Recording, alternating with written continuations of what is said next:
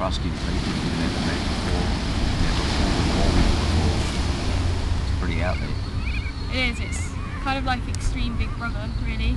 Except you can't evict people, well, you might be able to push them off the side if they get too much.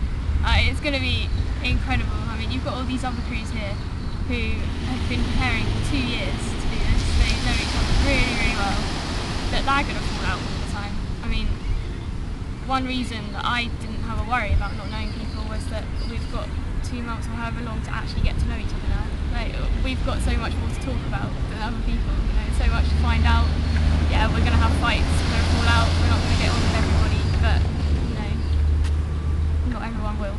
So that's good. What is your love of the ocean? I don't really have a love of the ocean, actually. I've never sailed, I've never really done anything. The most I've done of the ocean is gone over on a ferry or swam in it. I do have a love of water, though. Through rowing, I can't go past a lake, a river, even a pond without trying to work out whether I'd be able to row a boat on it.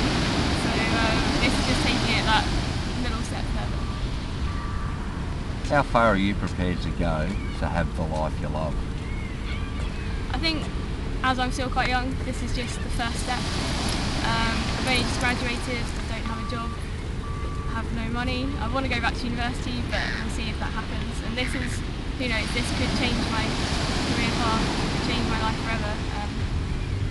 I just really wanted to take the opportunity now, whilst I don't have any commitments or responsibilities. I'm going to be in huge debt when I get back, but I can deal with that later.